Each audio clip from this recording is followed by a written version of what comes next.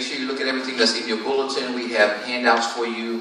If you have situations with your children in school, we have a gentleman came here the other week, a school psychologist that can help you with your children and help you get the information. You may be a part of a school district that's really not doing what they're supposed to do. You can call Steve Kosser and you can get the help that you need. We have information back there from Gateway Health, and they have information for you as well. And also remember, on the 17th, we're going to be going up to Lancaster. Okay? Is everybody at Hebrews 12? Okay. We talked about, last week we talked about the subject, we introduced the subject of false starters, and today we're going to continue to expand that subject because all of us are dealing with the situation where we feel we may be somewhat behind. Okay. The scripture says in Hebrews 12:1, wherefore, seeing we also are compassed about with so great a cloud of witnesses, let us lay aside every weight and the sin that does so easily beset us.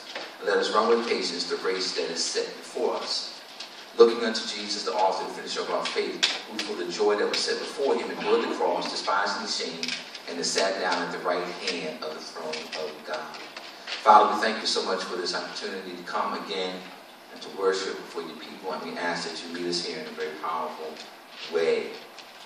We looked at Genesis 38 as a explanation. We dealt with the story of, this is part of the quiz, we dealt with the story of two young men who were named, I love doing this, Phares and Zerah, okay? And if you recall, without going all the way back, you can read it in your leisure, Genesis 38. These two young men were twins. One of the young men stuck his hand out of the womb, if you can imagine that. Not his head, but his hand. And the midwife tied a red string around his hand to identify him as being first. Okay? And the scripture says, without any notice, without any announcement, without any indication, the other young man was able to break through the breach, and he came out head first, and he came out ahead of this gentleman that had stuck his hand out. Okay? So the young man that stuck his hand out and had the scarlet thread tied around his hand, signifying that he was first, actually was not first. Do you understand? There are many people in our society who have raised their hand and they have a scarlet thread around their hand that signifies that they are first.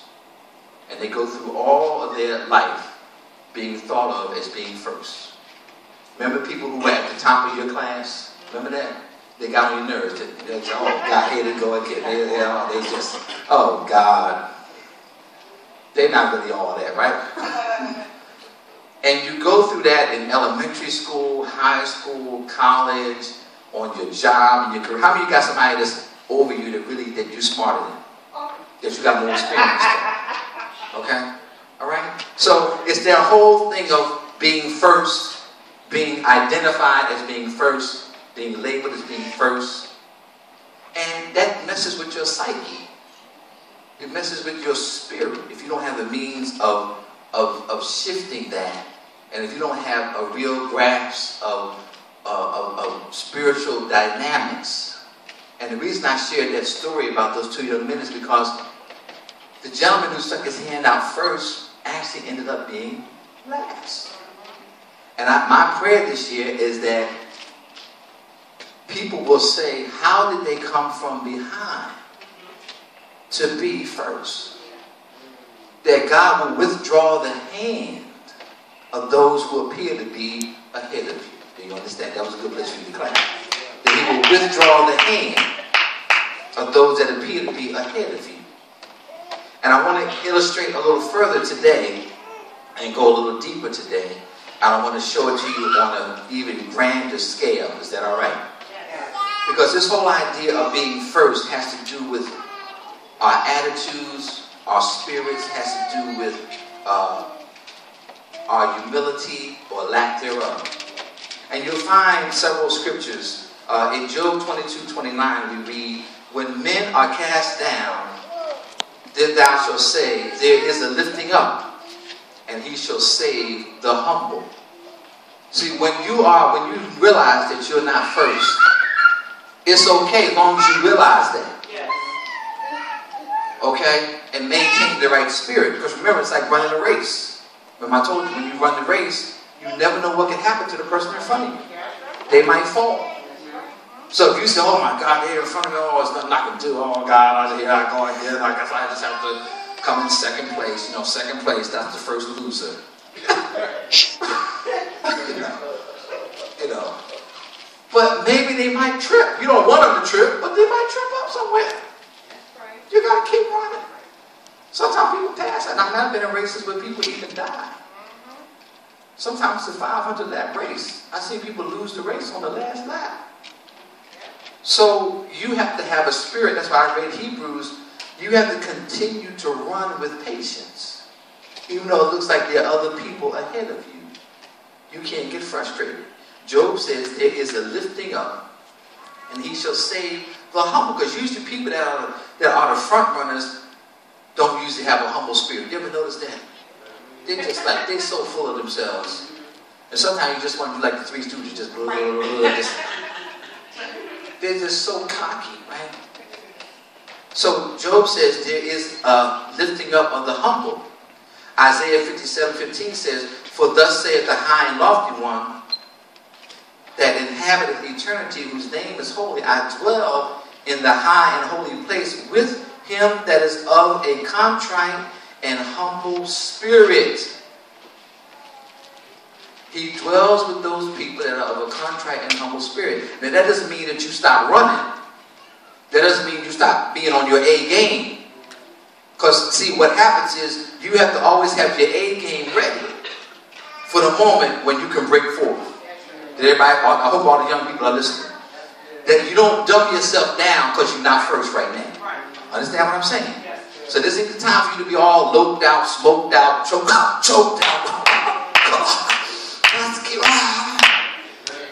I know I'm not first, so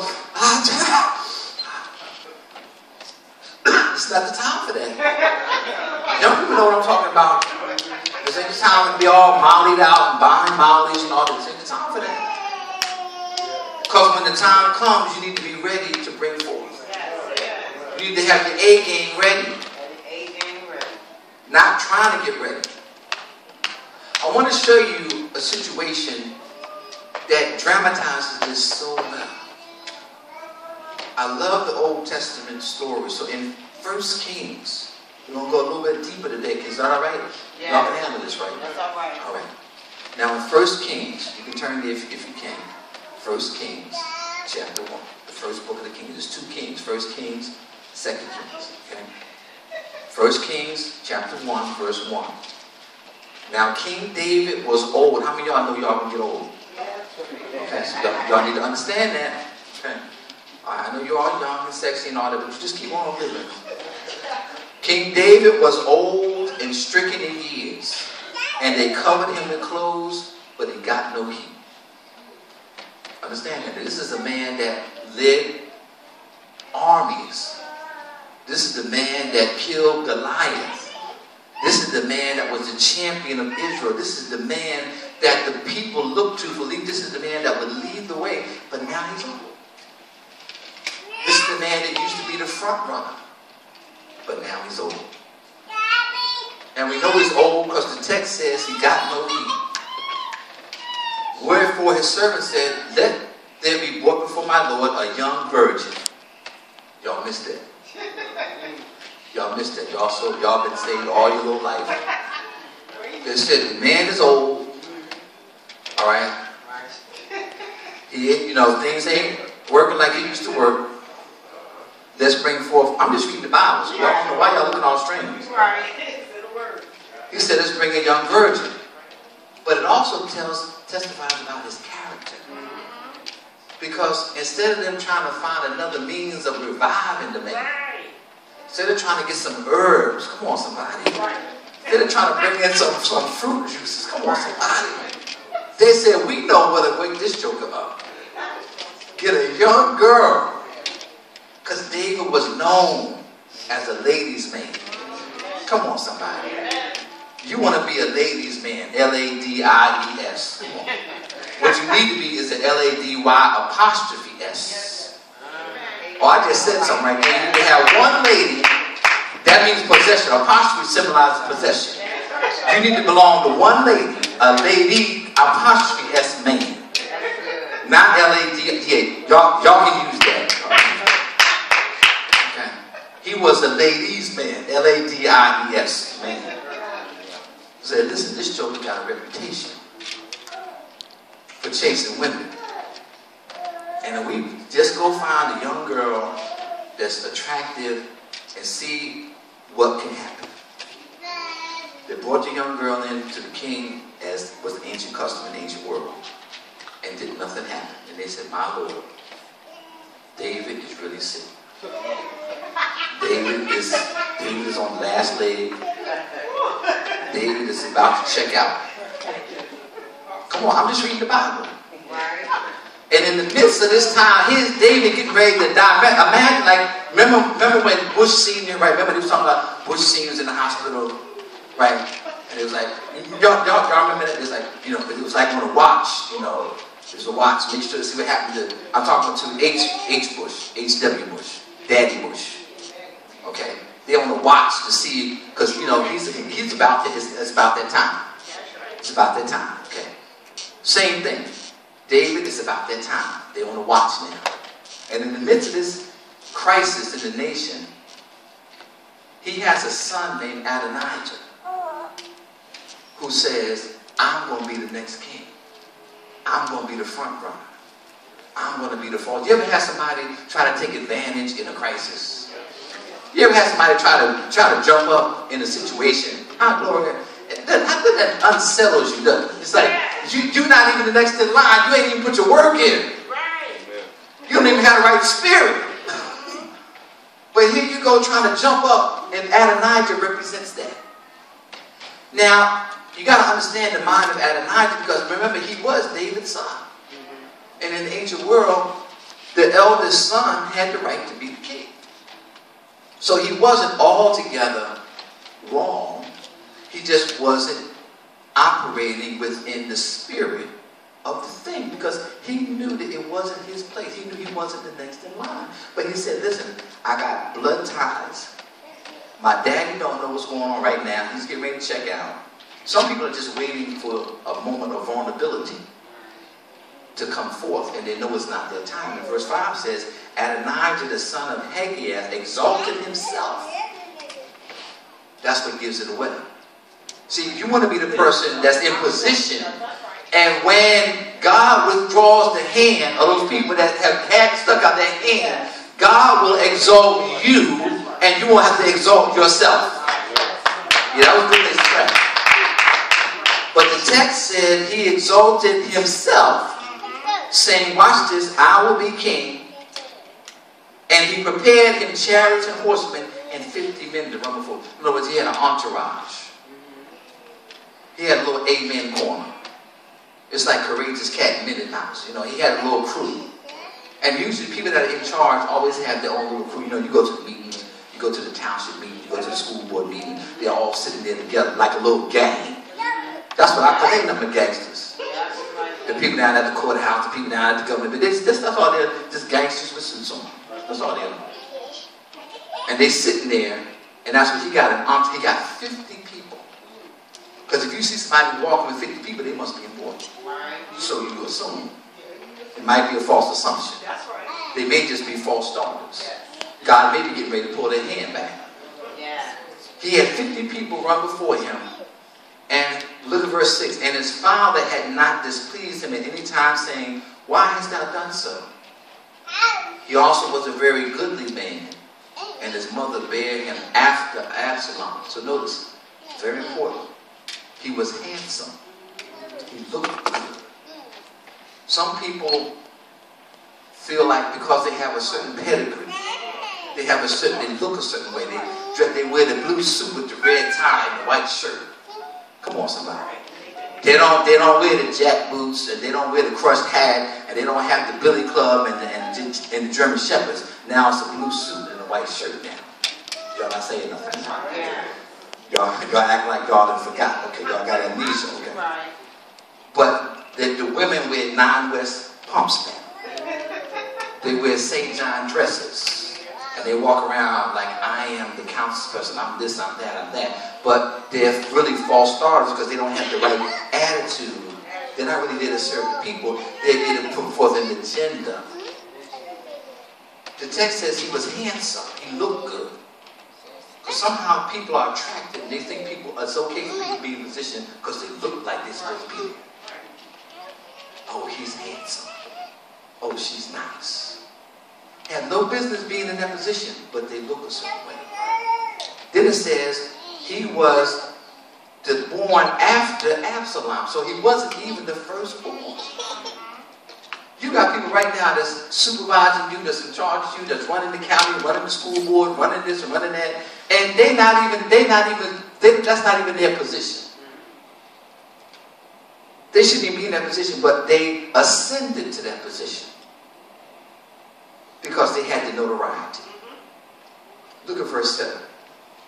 And he conferred with Joab, the son of Zeruiah, with Abiathar the priest, and they followed Adonijah and helped him. People who have a sense of entitlement seem to always be able to influence other people. They got the priests. Are y'all reading this? They got Joab, who was part of the army. He was part of David's cabinet. Sometimes people that are closest to you will turn on you and support somebody else instead of supporting the right thing. Come on, somebody.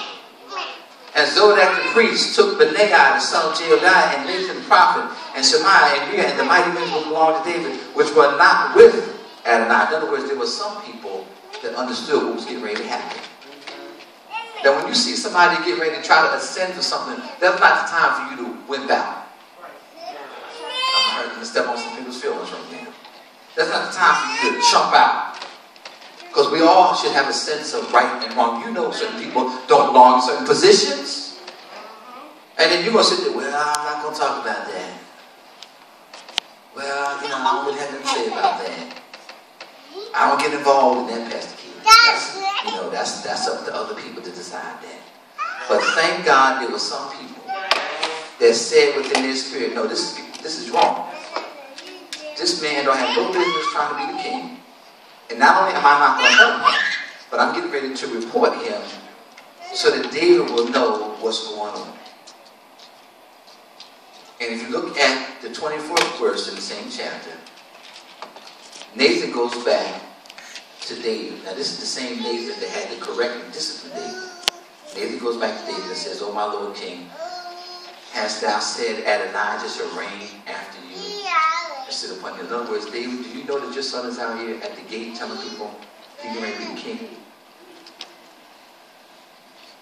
He has gone this day and has slain oxen and cattle and sheep in abundance, called the king's sons and cattle. In other words, he called people up getting ready for his inauguration. Y'all don't understand what's going on. Now, I wish I had some people that understand the Bible.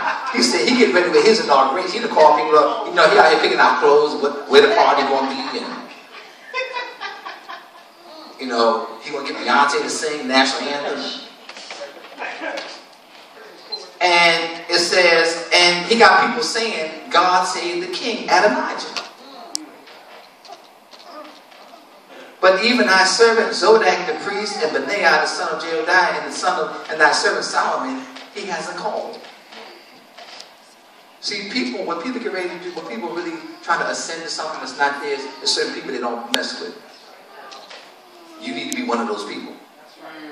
See, certain people, when people get ready to do something, they don't mess with me because they know I'm not about them. And they know I will get with them. Oh yes. But he knew not to call certain people. Because he knew who the people that were loyal, not just to David, but loyal to the truth. Can you be loyal to the truth? I'm so tired of people that can't stand up for the truth. That's one of the things that's so wrong in this country and so wrong even in this county is people don't want to stand for the truth because they're worried about their little job, they're worried about their little position, they're worried about something falling out with somebody. It's okay to fall out with evil. It's okay to fall out with somebody that's doing wrong. I can't get no good advantage with y'all now. I'm messing with y'all little position. positions now. Wait a minute, Pastor Keith, no, sometime. Wait a minute, Pastor Keith, wait a minute, Pastor Keith, I got a few more years to go. When we should be, who are you serving? That's right. Jesus said, give us this day our daily bread. He didn't say, go to the people that you work for. He said, when you pray, our Father, which art in heaven. Come on now. So you got to make some decisions. These men had made some decisions. They went to tell David, is this thing done by my Lord the King, and hast thou not showed it unto thy servants, who sit on the throne of my Lord the King after him? And King David answered and said, call me Bathsheba. You know about Bathsheba. I don't even have to go into that. You know what happened with David and Bathsheba, right? That's how Solomon got here. David said, wait a minute. Adonijah knows he's not supposed to be the king. Let me bring Bathsheba up in here so I can straighten this out. And verse 30 says, even as I swear to thee this day, the Lord God of Israel, saying, surely shall Solomon my son shall reign after me. In other words, don't get it twisted. Solomon is the man. No matter what y'all think, no matter what y'all say. So you need to be able to say, don't get it twisted. You might be having an entourage, you might be this and that, you might be the council person, the school board person, the mayor, the this, the that, but you know what? You ain't really the man. You haven't been anointed for that position. We need people to understand that he said, Solomon shall reign after me and shall sit upon my throne, and my stand even so, but I certainly do this day. And Bathsheba bowed her face to the earth and did reverence to the king and said, let my Lord King David live forever. She just wanted to make sure that her son was going to sit on the throne. See, we need people to understand priorities. Just because there's people in position now, don't mean they're supposed to stay in that position. I get so tired of people, weak people. What are you going to church for? What do you believe in God for? What are you doing all this praying for? What are you doing all this shouting for? What are you doing all this Bible for if you don't believe in the transfer of power? It's okay for certain people to come down. Some people need to come down. Verse 41, and Adonijah and all the guests that were with him heard it as they made an end of it. In other words, they were sitting down eating filet mignon. Y'all don't understand what I'm saying. The violins were playing. They had harps and everything playing. They had the baddest band playing. They were wearing tux and tails. And somebody came in the room and told them, David said, Solomon is the king for real, y'all. And when Joab heard the sound of the trumpet, he said, wherefore is this noise? A sound. And while he yet spoke, behold, Jonathan the son of Abiathar the priest came. And Adonai said unto him, come, for thou art a valiant man, and bring good tidings. And Jonathan answered and said to Adonijah, verily our Lord King David that made Solomon. In other words, come in here and tell me something good. I hear the trumpet play. I know you're going to tell me something good. Sometimes you have to tell people something they don't want to hear. Y'all getting all weak this morning. People tell you stuff you don't want to hear. Come on, Sam. Where the real men at? Where the real women of God at? Sometimes you got to tell folks stuff they don't want to hear. You got to tell them, listen, you got to come off of this school board. You got to get up off of this council. Because you're not doing the right thing. You got to tell people stuff. Can I get an amen on that? You got to tell folks stuff they don't want to hear this time. You got to tell them that. He said, come on in, because they just assume that you're going to go along with the program. That's what makes this so, that's why corruption lasts so long. Because people go along with the program. Go along, watch this, and get along. I ain't getting no amens on that. Go along, get that check every 2 weeks. Y'all ain't saying nothing. Go along, get your little gratuities, get your little favors, get your little kickbacks. Jonathan said, yeah, I got good news for you. Solomon is going to be the king, yo.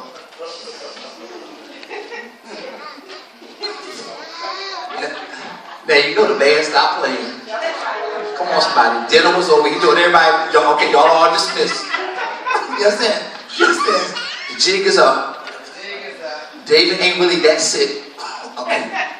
Okay. Because he was well enough to put in place Solomon as the king. Verse 50.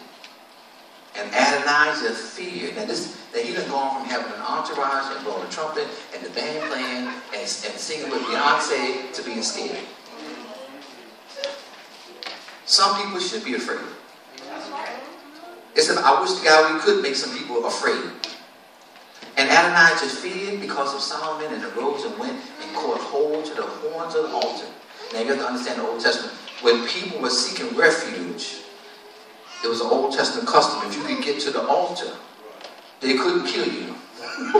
Now they could kill you if you just got inside the church. They could still try to kill you. But if you could make it to the altar, they couldn't kill you. And that carried all through the Middle Ages. If you could get inside the church, it was like in a silo. Okay? You would be safe. So he ran to the altar because he realized that something might be getting ready to go down. And he went and caught hold of the horns of the altar. And it was told Solomon, behold, Adonijah feared the king. For lo, he had caught hold of the horns of the altar, saying, let King Solomon swear unto me this day that he will not slay his servant. In other words, because the penalty for treason was death. Now, I'm not telling you to go out here and slay nobody. But I am telling you that we need to put some people out of their positions. Yes. I ain't telling you to get no block nines and all that and turn it sideways and pull the trigger. But you do need to exercise your civic rights and engage culture and engage society, because there's some people that were false starters that need to come down. Look at the wisdom of Solomon in verse 52. He says, if he would show himself a worthy man. In other words, he did all this drama, did all this madness, but I'm going to give him one last chance. There shall not an hair of him fall to the earth, but if wickedness shall be found in him, he shall die. Y'all don't understand. The Bible is deep. Sometimes we let our heart get in the way. Oh, we can't put this person. You need to be able to, if this person has been doing evil things, marginalizing people, misusing people, it's time for them to go. Everybody's going to be nice and call you. When people see the handwriting on the wall, they're going to try to be as nice. Oh, you know, I always wanted, I know some things happened, but it really wasn't me. He said, if this guy has demonstrated to change your heart, he'll live. But if there's evil in his heart, he will surely die. You need to understand that you have the power within your hands. You're going to always see people ahead of you. You're going to always see people in positions that really you're qualified for, but they have the position. Solomon, everybody knew that Solomon was supposed to be king. That had already been David's wishes. His mandate had already gone forward. But that didn't stop Adonijah from rising up, creating his own little crew, creating his own little images. And false starters have certain characteristics. Number one, they cause everyone, as I said earlier, they have to return back to the starting block. They slow up the pace for everyone. People right now that are in positions that they shouldn't be in are hurting everyone. White, black, red, yellow, polka dot. They're hurting everyone because they didn't have the grace, they didn't have the anointing, they didn't have the love to be in that position. Adonijah launched out before his time. And he had a lot of support. Stop being impressed with how much support people had. Yes. I talk to people all over this county. Well, you know, you can't come up against them. Why? Stop looking at how big they are and look at how big God is. Yes. Tell me, I won't go back on that. Stop looking at how big all these, you think these people are. They put their pants on like you, they put their dress on like you, they go to the bathroom like you, they came through the womb of a woman like you, they were created through urine and feces, they came through the womb of a woman, and one day they should be the culinary delight of earthworms and maggots like all of us. You gotta stop deifying these people. There's only one God. Oh, Pastor Keith, I know what's wrong, what they're doing wrong. But see, they got so much power. You said he got all power. You said he got the whole world in his hand. What, they ain't in his hand? You got to stop singing that song then. He was relentless in pursuing what he wanted. Because once these folks started getting these positions, they're never satisfied. You ever notice that? No matter how much power they have, no matter what, no matter how much they can minimize people, they always want more. They always want to keep putting people in more and more constrictions. He was relentless in pursuing what he wanted. And when he was confronted, he tried to get spiritual. Don't be impressed with a deathbed confession.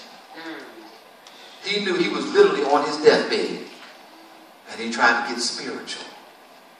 When people realize that the masses of people are rising up and waking up and coming together, red, yellow, black, white, and brown, that we're coming together to bring about justice, then they start saying all kinds of things. Oh, well, you know, we made some mistakes. No, you made a lot of mistakes. You didn't make some. Well, you know, I know we didn't do everything the way it should have been. No, you did a lot of things you knew you were doing wrong. You knew you were doing people wrong. And we allow people to get away with this. I want to leave these two scriptures with you. Psalm 75, verse 6 and 7. This is what you need to remember when you see all these people in all these positions around you. Psalm 75, verse 6 and 7. And it says, for promotion cometh neither from the east, come on somebody, nor from the west, nor from the south. But God is the judge. He putteth down one and setteth up another. So don't worry about these people. I don't even care if they got elected. That still don't mean they're supposed to be there. That just means that good people didn't do what they were supposed to do. So y'all missed it. Y'all should have clapped on that. I don't even care if they got elected. If they marginalized, if they're doing things they shouldn't do, then that just means that good people, maybe some of us, didn't do what we were supposed to do. Well, they're elected now. Jesus said in Matthew 18:4, whosoever therefore shall humble himself as this little child, the same is the greatest in the kingdom of heaven. 1 Peter 5:5, likewise ye younger, submit yourselves unto the elder, yea, all of you be subject to one another, and be clothed in humility, for God resisteth the proud, and giveth grace to the humble. I don't know about you, but I don't want God resisting me. See, all these proud people, God is really resisting them, but he's waiting for us to link up with him. He's already decided that he's going to resist them. But we don't have enough people that's ready to link up with them. So my prayer today is that we'll stop mumbling and grumbling about the false stars, the people that are in position that really shouldn't be in position. And begin to exercise your own spiritual authority. Begin to exercise your own counsel of your mind. Begin to pray. Begin to mobilize. Begin to plan. Remember I showed you the quote from Dr. King. When evil men commit evil deeds, then good men must pray and plan. We have to have a plan to combat those people that appear to be up front and out front. Those people that appear to be identified for leadership and greatness. Because oftentimes, that's not the position that they should hold. So it's not where you start out in life. It's not who's in front of you. It's where you end up. It's your attitude. It's the relationships that you build. And that's one of the things that we covenant with one another, to build these relationships so that you can come from behind and become the head and not the tail. The tail don't make no decisions. Come on, somebody. Some of these organizations that we don't ever wake the heck. I wish I could say what I want to say, but we don't ever wake up. We ain't go. I'm trying to modulate myself. We don't ever wake up, because I don't want to shock none of y'all by saying something. We ain't gonna never get to make a decision. There's some people don't ever want you to. They don't even want you to decide. They wouldn't even let you breathe if they could. They would take away the air that you breathe. You'd be like, and you wouldn't be able to breathe again. But they can't stop you, Leon. So we need to be able to wake up spiritually and identify these situations. And not just pray about it in church, but we need to do some things when we leave church. That's why we have to be socially conscious. That's why this is a spiritually empowering, caring community committed to social justice. Did you catch that? We have to be committed to social justice, not just spiritual empowerment. We ain't just trying to get people saved. We want you to get saved. But after you get saved, you got to live. Because you can't live inside the church. Right? Come on now. Come on, Miss Sam. You can't live inside the church. You want to go back to your house. Well, Pastor, I like the church, but I do want to go back home. So between here and your house, you got to make sure that you're going to be able to get treated right. Your kids going to get treated right. You can have opportunities for your future. You can plan for a nice retirement. And be entitled to life, liberty, and the pursuit of happiness. And you can have a little domestic tranquility up in your house. All right. So I love you. But we got to get this together. Right? Because there's a lot of false starters down here that need to be dealt with. And it's time for the church to rise up and deal with them in the spirit of truth. All right? So I'm going to let that go because I feel another spirit coming on me. Some of that Dr. Collins. Bring y'all home for me. Dr. Collins will take it. So Father, we thank you. We thank you for such a powerful word. One that makes us conscious of